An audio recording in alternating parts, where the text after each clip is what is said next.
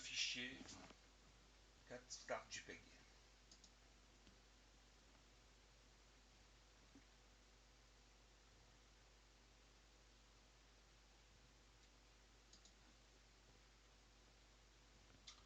Voilà. Donc nous avons enfin une composition avec tous les objets qui sont impliqués, intégrés dans le fond d'arrière-plan. Pour cela, nous allons utiliser les différents outils de sélection, à savoir l'outil rectangle de sélection, donc que je trouve ici dans la palette des outils, outil rectangle de sélection. Donc je fais un zoom sur la partie que je veux isoler, voilà, et je trace mon rectangle de sélection. Alors pour le mettre sur un calque indépendant, donc l'extraire de son fond, donc c'est dans le menu calque nouveau par couper. Je peux le vérifier sur la palette des calques. Voilà, il est ici. Tant qu'il est sur son propre calque, je vais nommer le calque couverture. Voilà. Et puis le convertir en objet dynamique. Clic droit sur le calque, convertir en objet dynamique, qui va me permettre de faire des transformations sans dégradation de l'image originale. Voilà. Donc ensuite, je reviens sur l'image de fond. Je vais récupérer maintenant la vignette, alors qui se trouve sur un rectangle gris. Donc il faut qu'on utilise l'ovale, enfin l'outil ellipse de sélection, de façon à pouvoir isoler la partie ici. Alors je m'ajuste à peu près sur le haut de l'objet plus sur le côté gauche et je trace une ellipse. Je fais un premier jet parce qu'ensuite je vais adapter par rapport à ma sélection, par rapport à ce que je veux en faire. Donc je viens dans le menu sélection, transformer la sélection et ajuster les coins par rapport à mon besoin.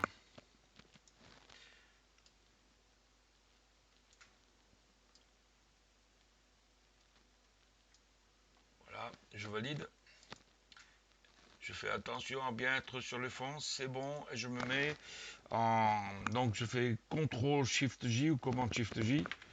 Voilà, donc maintenant je viens de faire un calque. Je l'appelle vignette. Je la convertis en objet dynamique. Voilà, et je la passe dessus par rapport à la couverture.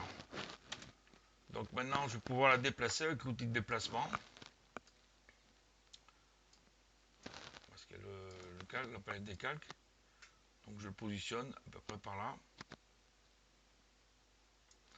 Alors ce que je pourrais faire, c'est également, puisque j'ai oublié de les agrandir, donc je vais afficher, je vais sélectionner les deux en même temps avec la touche Shift, puis je demande édition transformation manuelle. Je peux faire une transformation avec la touche Shift enfoncée par rapport à un coin latéral.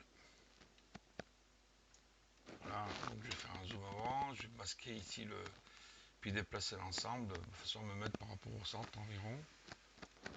Je continue un petit peu vers le haut. Voilà. Je valide.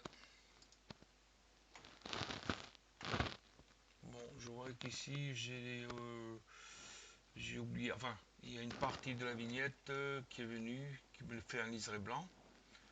Donc là, je vais intervenir directement sur l'objet dynamique. Alors, je vais intervenir dans la source de l'objet dynamique en mode PSB. Donc je fais un double clic sur l'objet dynamique. Et là, je vais éditer en faisant CTRL ou commande clic sur le calque pour récupérer la sélection. Alors, je vais rentrer un petit peu dans la sélection, ou alors plutôt je vais transformer de nouveau la sélection de façon à, à rentrer un petit peu dedans. Voilà. Je valide. J'intervertis de façon à effacer autour. Il ne me reste plus qu'à enregistrer le PSB.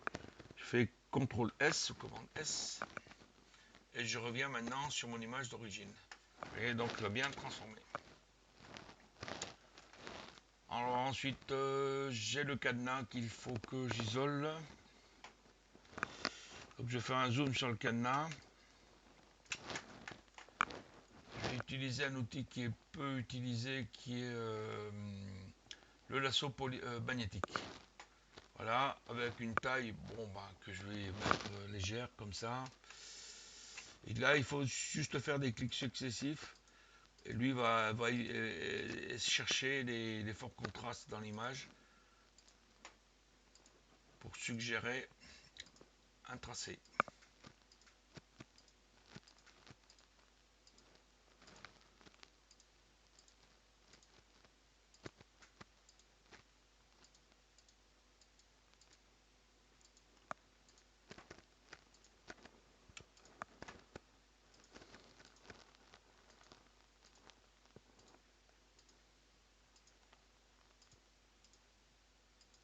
Je fais un double clic à la fin pour rejoindre le point de départ.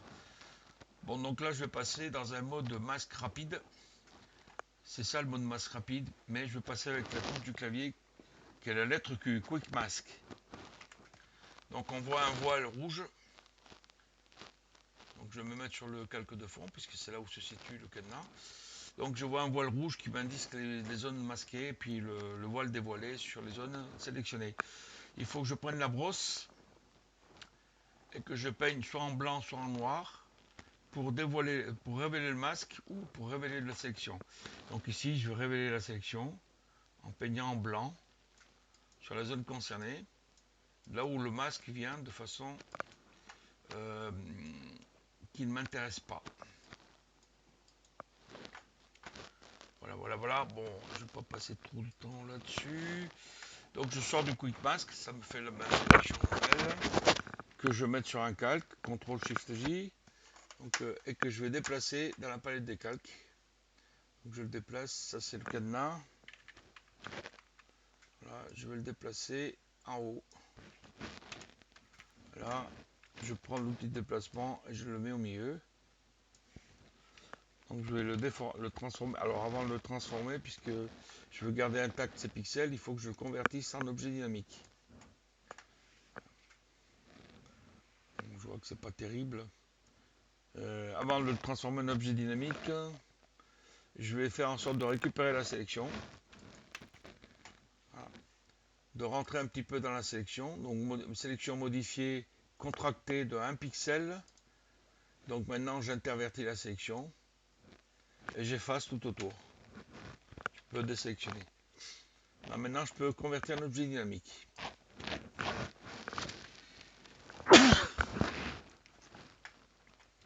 Et l'agrandir avec la transformation manuelle. CTRL T. Donc ensuite je reviens sur le fond. Il me faut le chiffre 5. Donc là je vais utiliser un autre outil qu'on n'utilise pas fréquemment et qui est un peu déconseillé parce que les qualités de cet outil ne sont pas performantes. Donc là je remets le lasso, mais c'est la baguette magique qu'il faut. C'est celle-ci. Je me mets en mode ajout de sélection, ici, en moyenne 5 par 5, en tolérance 32. Et je clique sur un échantillon de la zone. Et après, je continue à cliquer pour avoir tous les autres échantillons. Voilà. Donc à ce stade-là, il me fait bien la zone, sauf que la sélection, il me l'échancre trop fort. Donc je vais lisser la sélection. Pour ça, donc je vais faire sélection, modifier, lisser. Et en général, mettre pas un rayon de plus de 3 pixels. Voilà.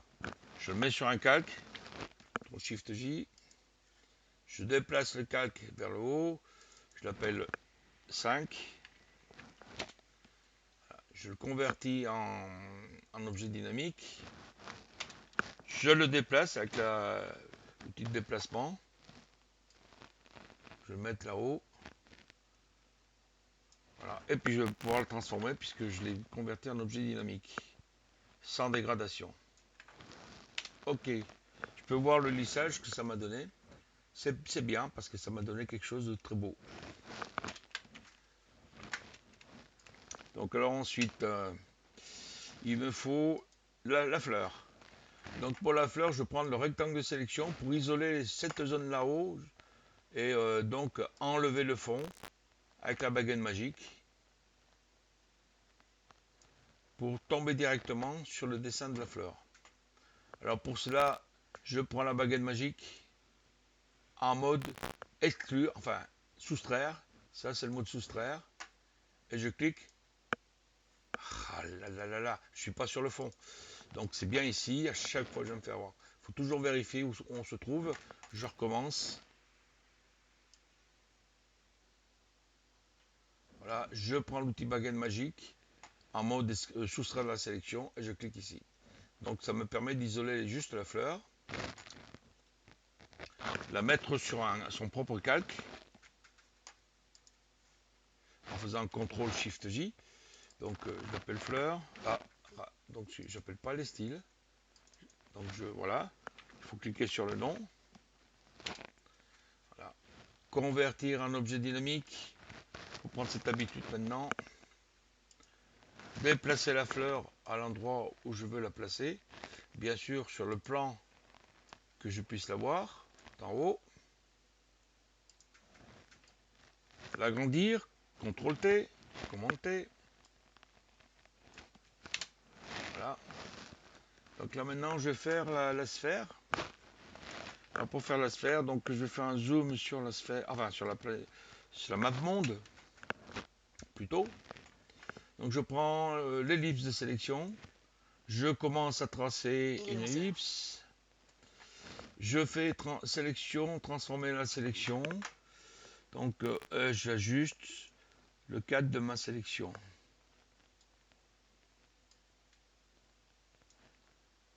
Voilà. Voilà. Je valide. Bien. Alors, je vérifie que je suis bien sur mon calque de fond, parce que c'est là où se trouve l'image. Je la mets sur son propre calque, CTRL SHIFT J. Donc ça c'est la map monde.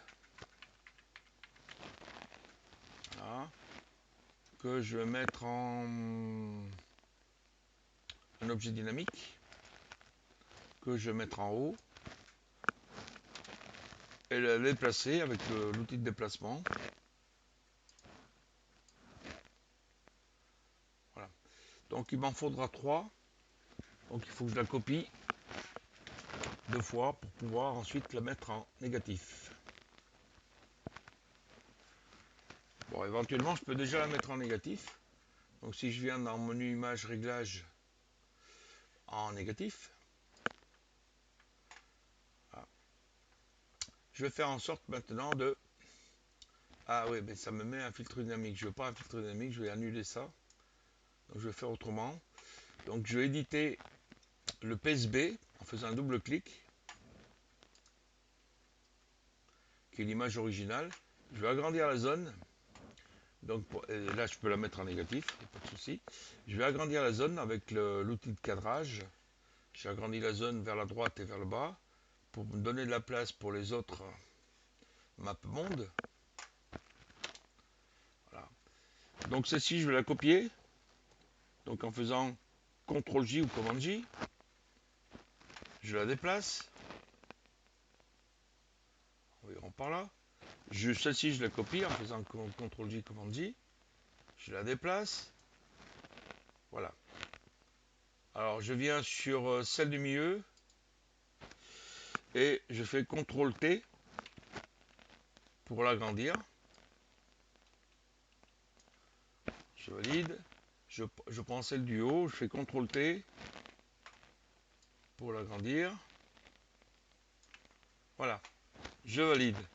Donc maintenant je vais limiter la zone à mes 3 maps mondes. Pour ça je peux demander image, rognage, la transparence. Bien. J'enregistre mon PSB. Je referme le PSB. Et maintenant donc je suis en mode, voilà, j'ai ma map monde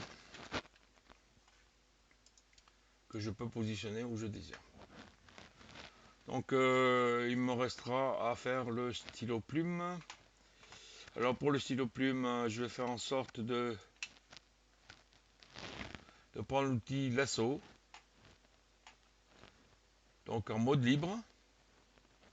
Et donc l'outil lasso me permet de faire aussi de lasso polygonal. Donc je n'ai que besoin que la plupart du temps que de l'outil lasso. J'appuie sur Alt pour faire le lasso polygonal et faire des lignes.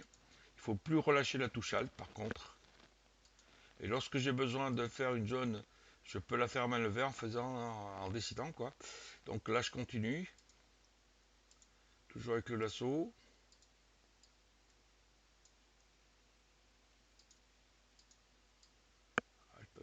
Vous voyez, je peux faire aussi des parties manuelles comme ça, en faisant des glissés. Je fais toujours avec la touche Alt enfoncée, bien sûr. Sinon, ben, ça referme la forme et tout est à refaire.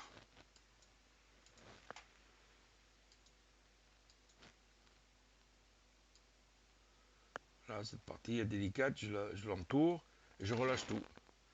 Bon, donc pour ajuster, pour affiner ma sélection, je passe en mode masque rapide. Donc, je vais intervenir là.